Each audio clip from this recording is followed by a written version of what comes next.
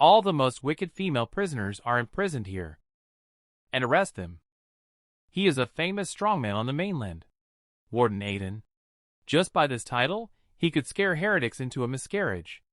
Unfortunately, the real Aiden had passed away due to overwork at night. And although I crossed over and inherited his body, but I did not receive his abilities. What's even worse is, I haven't intervened to enforce prison discipline for 3 months. Those heretics have started to act out and attempt to escape. And today is the day when the Vampire Queen plans to escape. She has been digging a tunnel for 2.5 years. Her sharp nails have been worn down. It's all worth it for her to regain her freedom. She joyfully howled at the full moon, only to suddenly hear Aiden's voice behind her. "You fool! Are you shouting so loud because you're afraid I can't hear you?" She turned around in a panic. But Aiden captured this all-disheveled appearance in a photo. "You still have 300 years of sentence to serve. It looks like it will be increased to 500 years. The Vampire Queen can't believe it. How did that jerk Aiden find out? Aiden said a vampire like you drinks a gallon of pig's blood every day, yet still needs to spend 10 hours in the bathroom. Anyone could figure out you're planning an escape. As for why I only caught you now. Of course, it's to take your mugshot to use for propaganda among other inmates." Vampire Queen is angry. She is mad as the party queen in the prison. This is unacceptable to her. "Damn it, Aiden, I'm going to kill you." But she was just about to make a move. Her back of the head was pressed with a gun. It turned out that without realizing it, the genius killer action had already circled around behind her. Her right side was blocked by Witch Cambry. On the left side is Necromancer Asina. You are all flash offenders in prison. How can you be Aiden's running dog? But for her excuse, Aiden persuaded her not to waste her energy. They have been tamed by me. They are willing to serve me in exchange for better treatment. As for you, do you crawl back obediently, or wait for me to catch you and stuff you with garlic? Then tie you to a cross and expose you to the sun for a day. How about being thrown back?"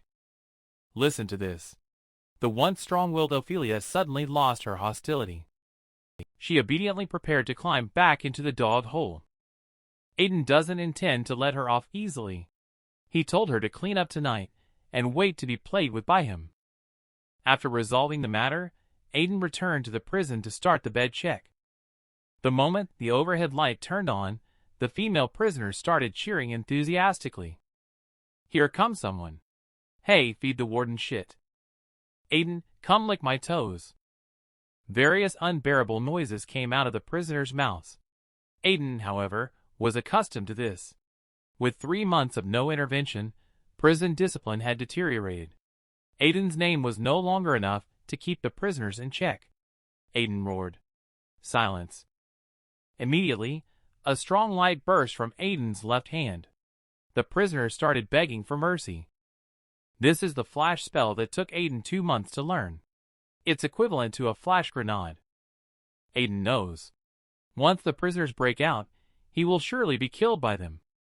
Aiden immediately prayed, hoping that no more troublemakers would be sent. But the next moment, the prison gate was opened. Another prisoner was brought in. And this time, it was a she-wolf sentenced to death. Aiden ordered the anesthetized she-wolf to be taken back to the dressing room. He wanted to change her clothes himself. Then he stopped Captain Rosan, who was in charge of escorting her. Aiden asked why the funding requested for adding a new cell last month was still not in place. Each cell is now packed with multiple prisoners. Not only is it inconvenient for inspections, but there is also a risk of riots.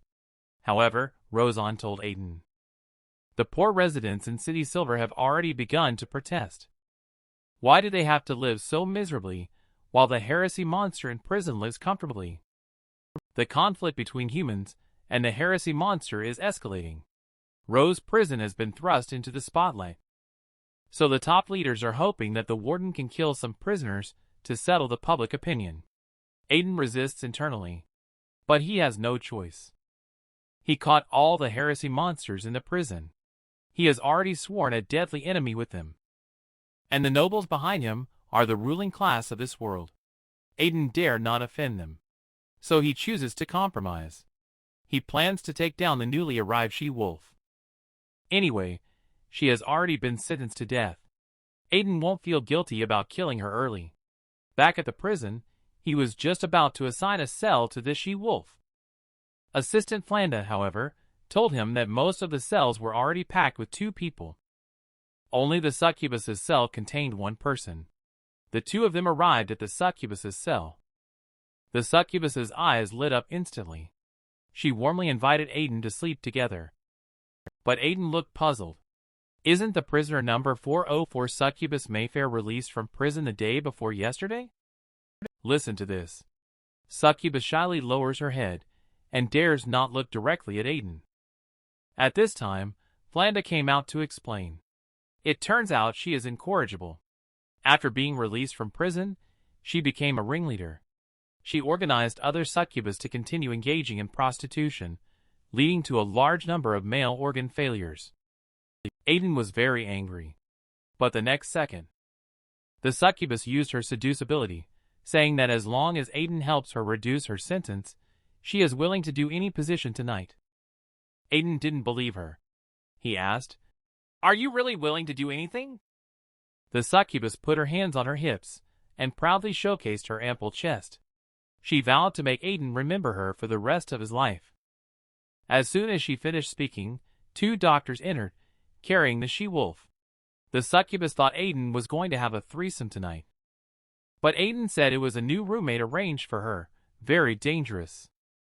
If she finds anything unusual, she should call the prison guards immediately. But Aiden had just turned around. However, Aiden deliberately distracted the 2 doctors, so we can escape. It turns out tonight is a full moon night. And regular sedatives cannot control the she-wolf under the full moon.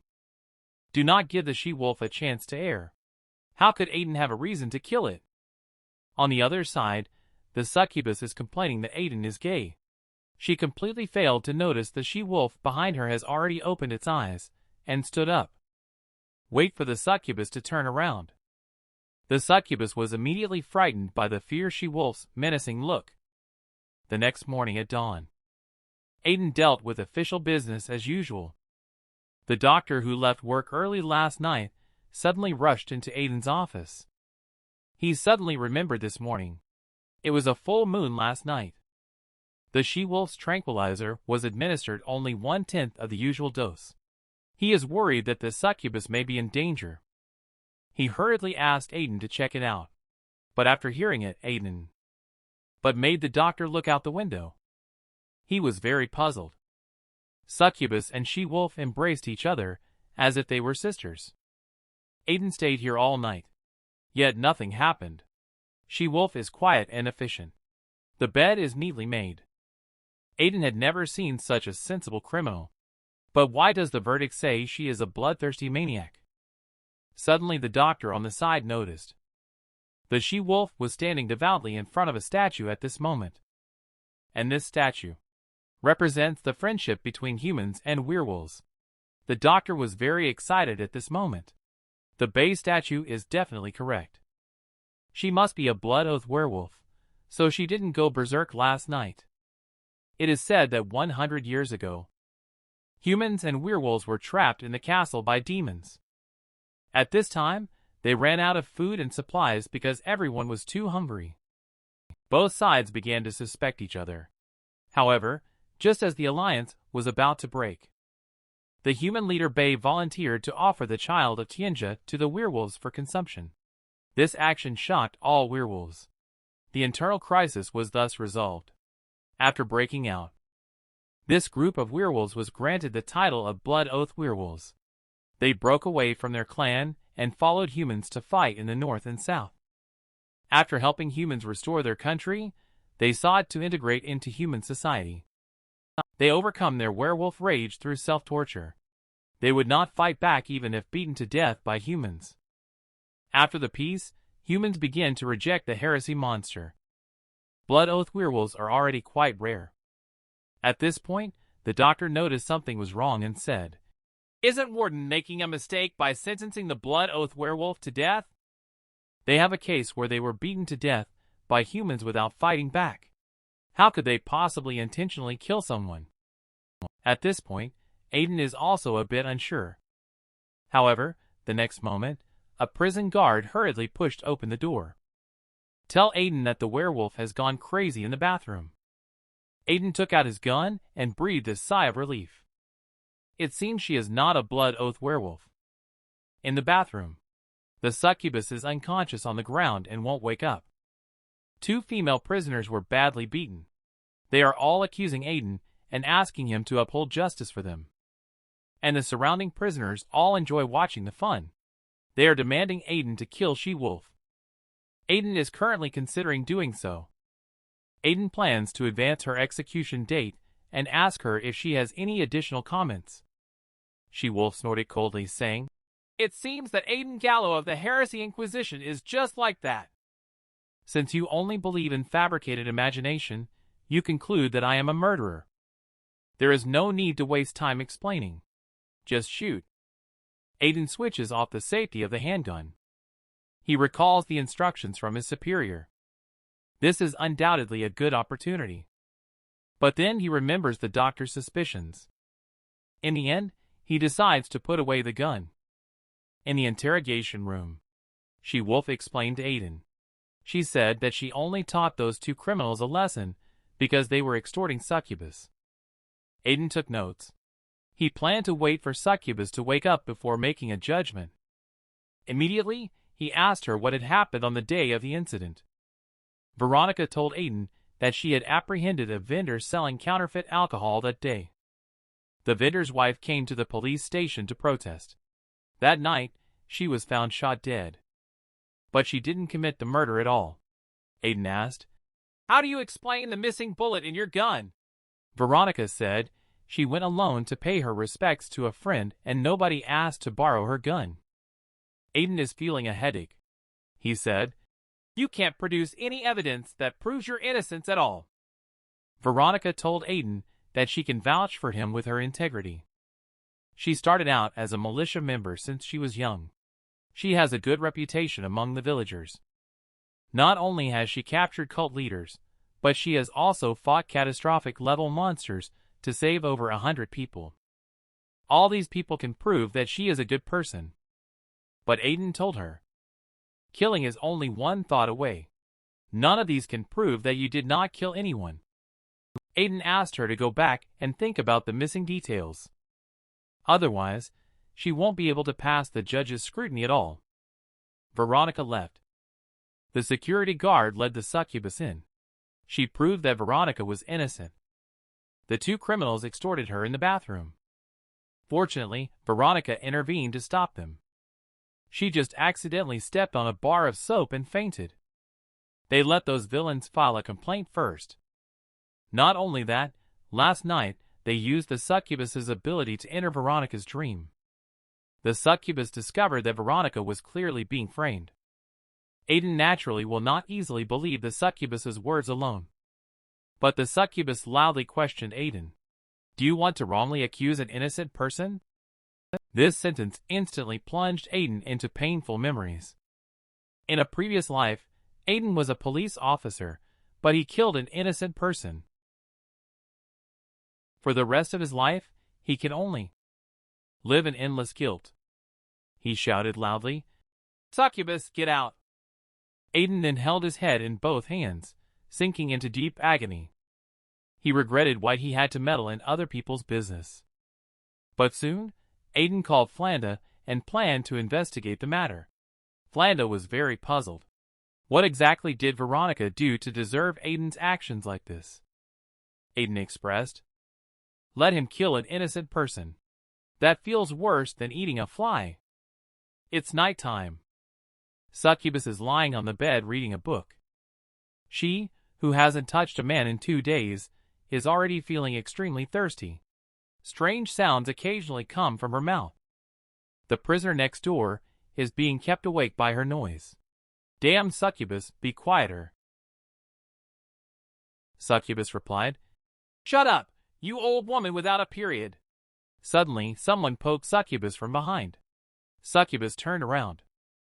It turned out to be the young and strong Aiden. Instantly, Succubus's eyes lit up, thinking she was dreaming. Then Succubus immediately pounced on him with a hungry look on her face.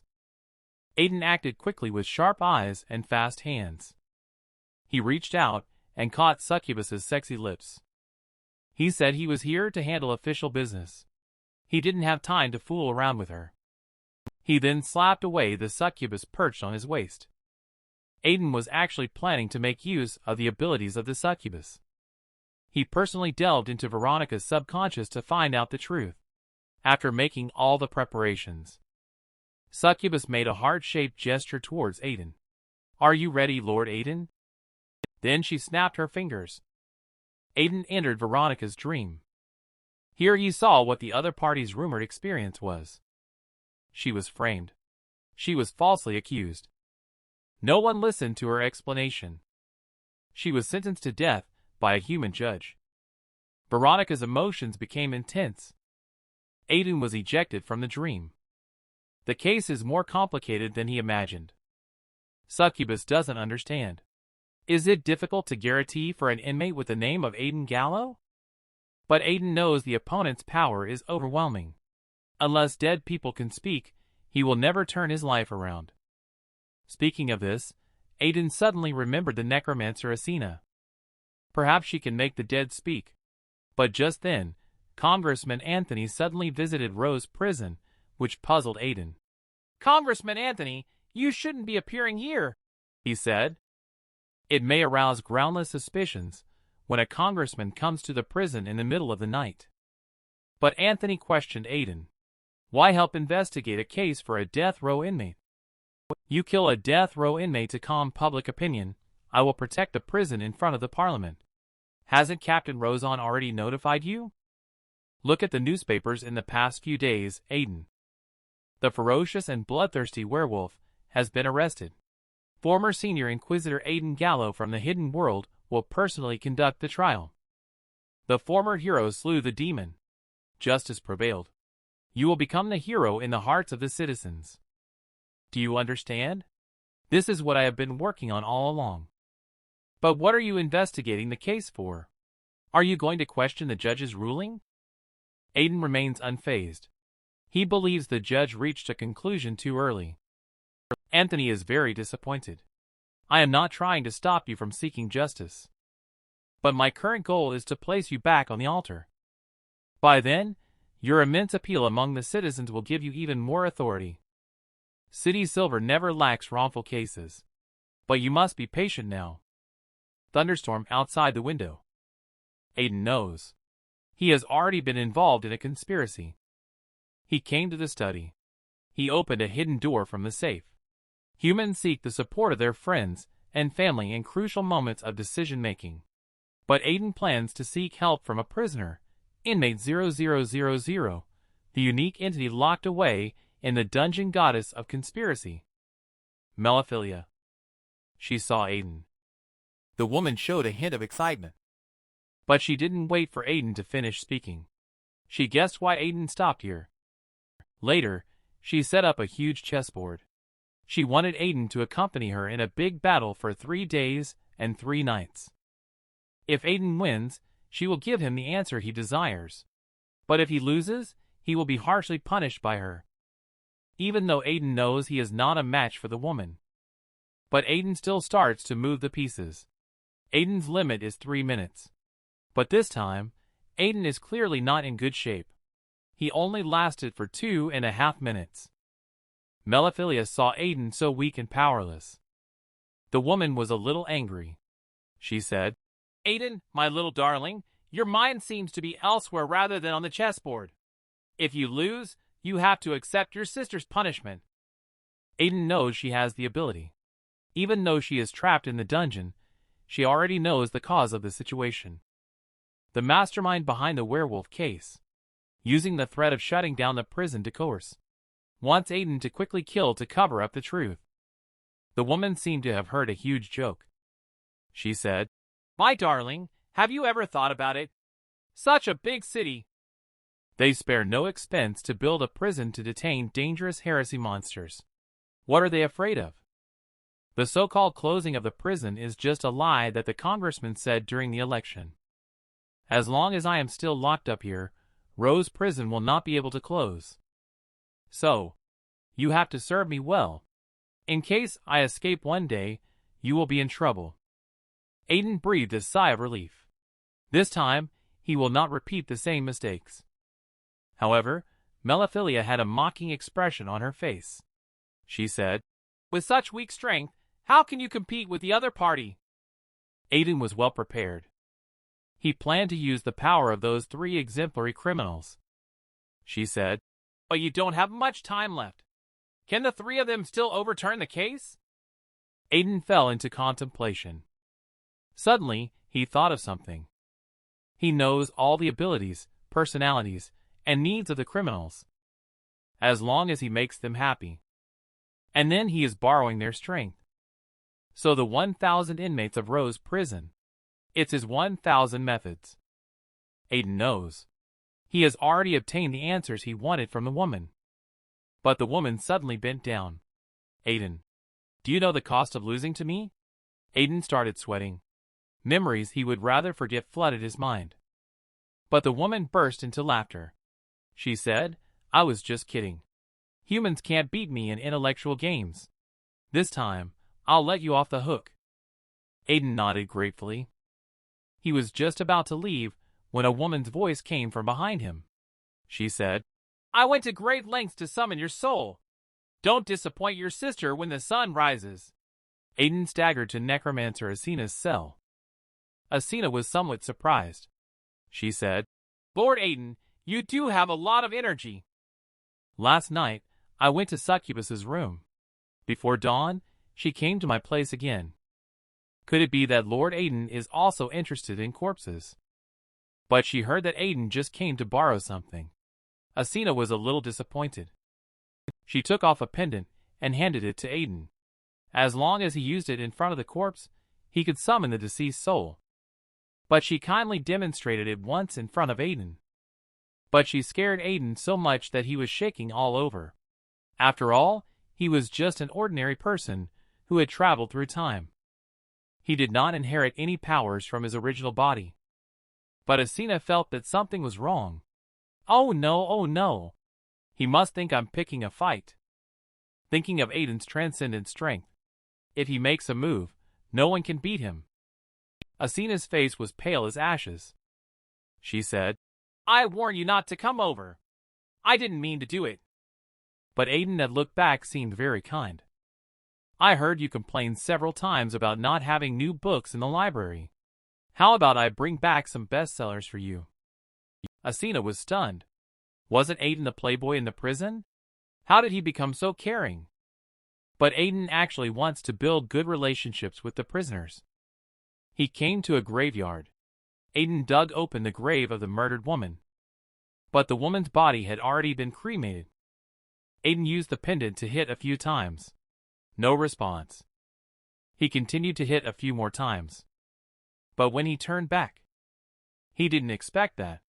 All the spirits in the cemetery were summoned by him. Aiden apologized sincerely.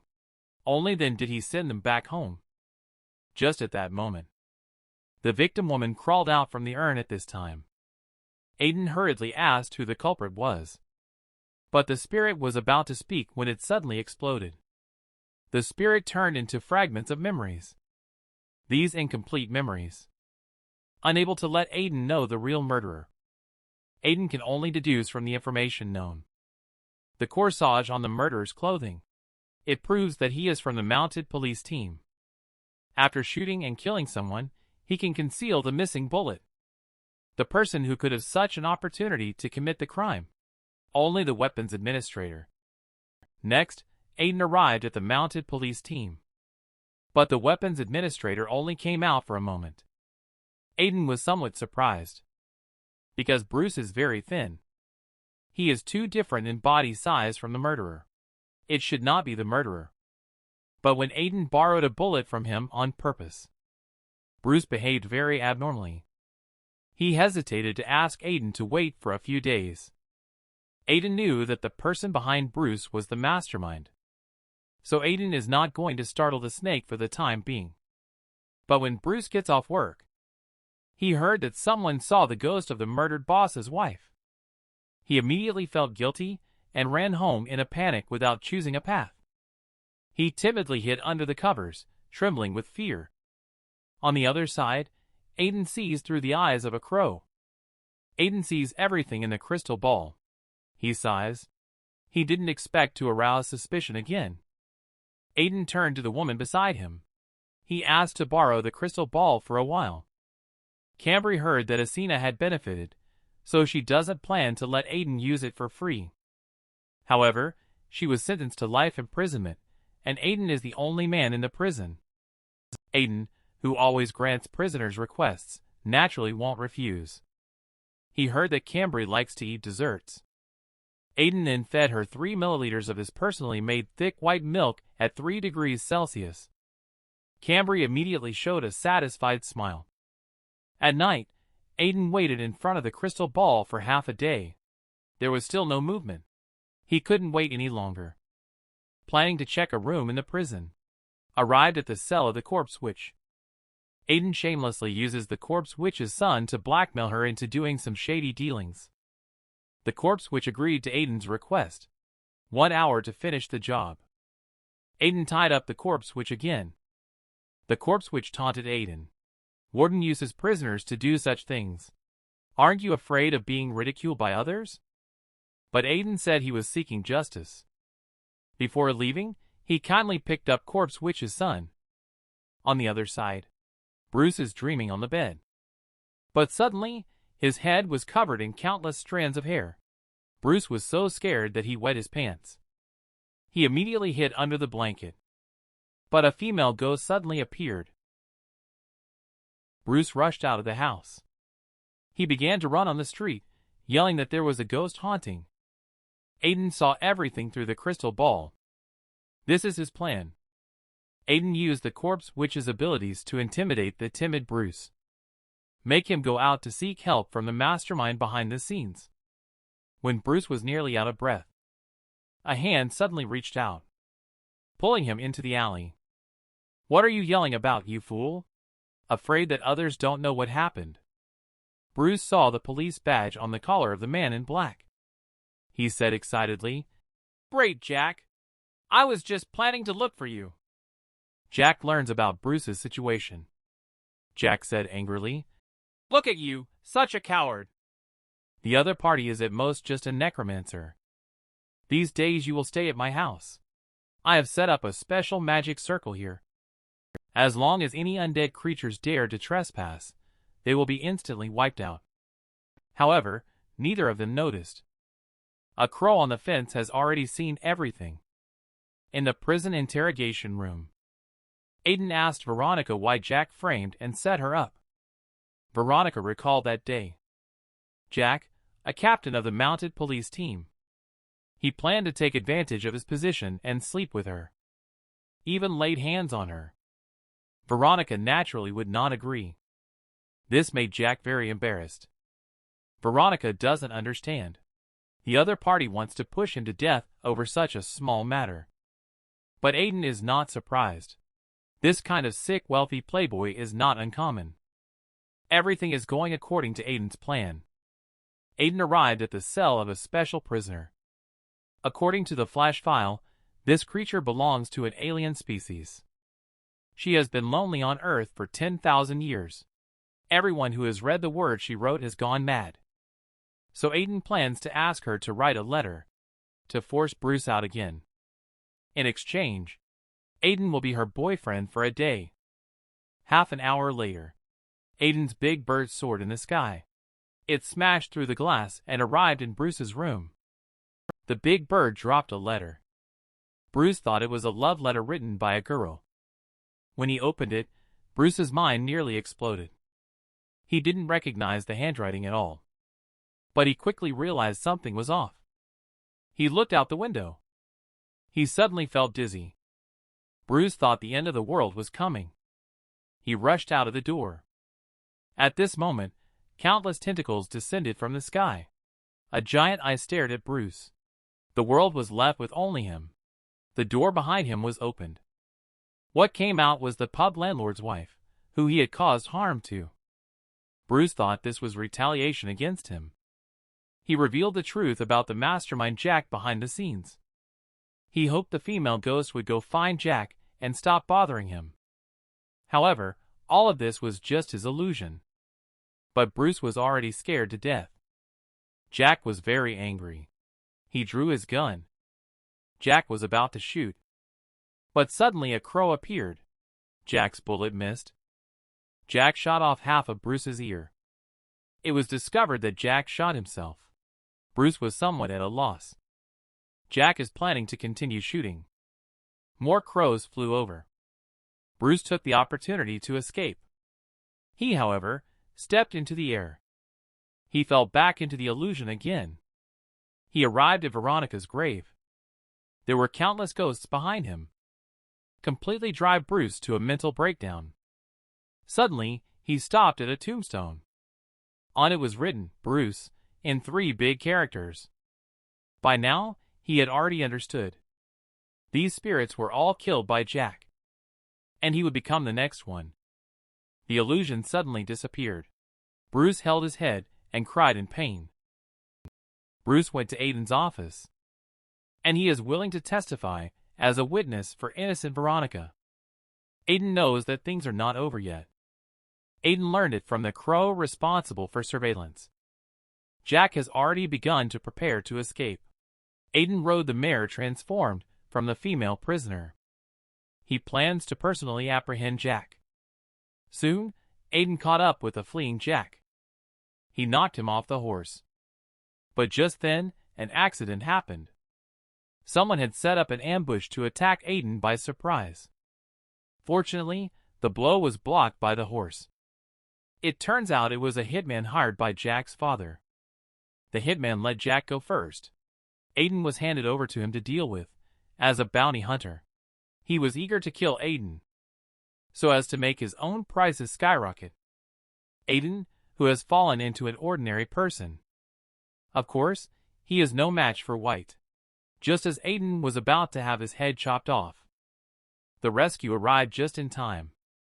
Veronica, who was originally in prison, was released early. She took advantage of the werewolf's keen sense of smell. Smelled someone following Aiden. Veronica promptly arrived to provide support. Veronica asked Aiden to go after Jack. She would handle White. Although Aiden was puzzled, but he was not indecisive at all. However, Veronica faced the cunning White. Veronica is still too naive. She fell into White's trap. Her thigh was entwined by vines. White took the opportunity to shoot poisoned arrows. But just then, Veronica's mutation occurred, accompanied by Veronica's cry of agony. She transformed into a half-beast werewolf. On the other side, Jack could see that Aiden was about to catch up to him. Jack panicked and didn't know which way to go. Jack crashed into a truck carrying wood. Aiden took the opportunity to arrest him. But Jack had a mocking expression on his face. Does Mr. Aiden want to kill me with air? Aiden was stunned. The bullets in the gun had disappeared. But he quickly reacted. He threw away the revolver. Aiden used the flash spell on Jack. Following that, Aiden drew a sword from his cane. At the same time, Aiden used the sword handle to knock Jack's pistol away. Aiden already had the sword blade poised at his neck. Jack really couldn't understand. Did he have to go so far as to put a commoner to death? In the midst of speaking, Jack drew a dagger from his sleeve. But Jack was just about to risk his life in battle. But Jack was suddenly shot in the head by someone. Aiden was stunned, because it couldn't have been him who fired the shot. However, the person who fired the shot was Congressman Anthony. It turns out that Jack is his illegitimate son. Anthony expressed his intention to reconcile with Aiden. At the same time, Anthony wept uncontrollably while covering his face in public. He begged the public to forgive his misguided teachings. But Aiden's heart is clear. Anthony is just acting. But he doesn't have time to delve deep. Veronica is still in danger. He has to hurry back to support. Indeed. Anthony showed a fierce look. Back to the woods. It's a mess here. It seems that the recent battle was very fierce. Suddenly, a hand grabbed Aiden. It turned out to be the bounty hunter White. He actually dared to ask Aiden for help. Aiden mocked. Why should I save someone who tried to kill me? Are you saying that as a hero, I should just stand by and watch someone die? You should hand me over to the law for judgment. Aiden knows. These arguments were all taught by Anthony. With Aiden's upright character, he would indeed do so. Seeing Aiden nod in agreement, White cursed silently in his heart, calling Aiden for help to lift up the tree behind his back. However, Aiden drew out his own sword. He said, The hero Aiden you speak of is long dead. I won't show mercy. White immediately showed a face of horror. But before he could speak, Aiden then cut off his head.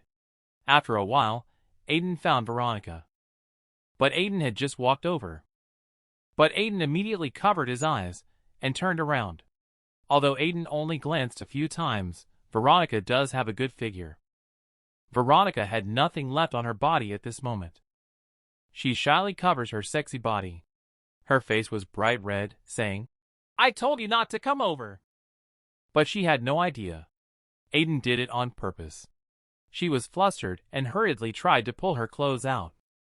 But she only managed to pull out a sleeve of her clothes.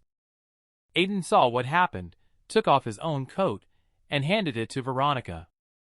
The two walked on the street. By now, Veronica's transformation had already ended. Aiden asked her about her plans for the future. Veronica, however, looked dejected. Her personality is not suited for survival in Silver City. But she dared not go back. When she left the village, she boasted that she would make a name for herself. Now, looking like this, she feels extremely embarrassed. Suddenly, there was a noisy commotion coming from the street. Where did all these beggars come from? However, these are actually a group of rural residents. They want to ask where Rose Prison is located. Veronica saw this group of villagers. These people look so familiar. She stood there staring for a long time. She kept seeing the scene of leaving the village in her mind. She had vowed to make a name for herself in City Silver. Thinking of this, the werewolves waved excitedly at them. The werewolf finally returned to the embrace of her family. She blushed and asked everyone how they got there. The crowd responded to her in a lively manner. It turned out that, after the villagers heard about her accident, they were worried about her, so they specially traveled for half a month to see her. Veronica subconsciously looked down and noticed that their shoes were badly worn out. Veronica couldn't hold back anymore. She covered her face and started crying in pain. And the villagers were still worried about her going to jail. At this time, Aiden walked over and everyone doesn't need to worry. Veronica, the name of the werewolf, has been proven innocent. Veronica will be released from prison soon. They have his assurance. The villagers also let go of their worries. But this made an ugly passerby very unhappy. What are you beggars doing huddling together like this? Don't you know this is the city center? The villagers are not angry about this. Instead, the villagers chose to bid farewell to Veronica directly. At this moment, Veronica wanted to say something but just couldn't open her mouth. How she wished she could invite these people who love her to a meal. But she has no money. She could only helplessly put her hands down. In the end, Aiden spoke up for her, saying what she wanted to say. He said, You've come all this way. Why not stay and play in City Silver for a few days before leaving? Veronica, touch your jacket. Isn't your prize money from today in there? Veronica reached into her pocket as he suggested. Sure enough, she pulled out a handful of gold coins. This stunned the villagers. They had never seen gold coins in their entire lives. Aiden spoke to Veronica. Just use this money to invite the villagers to have a meal in the town center. Just then, a sound of footsteps was heard. Aiden's assistant brought someone over in a hurry. Seeing that Aiden was fine, she also breathed a sigh of relief. He said it was perfect timing that you came. You all should go have a meal with Veronica's friend. He looked towards the man who had a bad attitude earlier. Flanda understood Aiden's meaning. Following that, Flanda and the others decisively loaded their rifles. The man who was just arrogant immediately fled in panic. Aiden then gave Veronica a few instructions. Veronica was momentarily unable to speak. Under the lead of the guards, the villagers excitedly headed to the restaurant. Veronica looked back at Aiden before leaving. Aiden looked somewhat lonely as he gazed towards the village in the distance. Veronica slowly pulled up her collar. Then she fiercely sniffed the coat a few times, which carried Aiden's scent.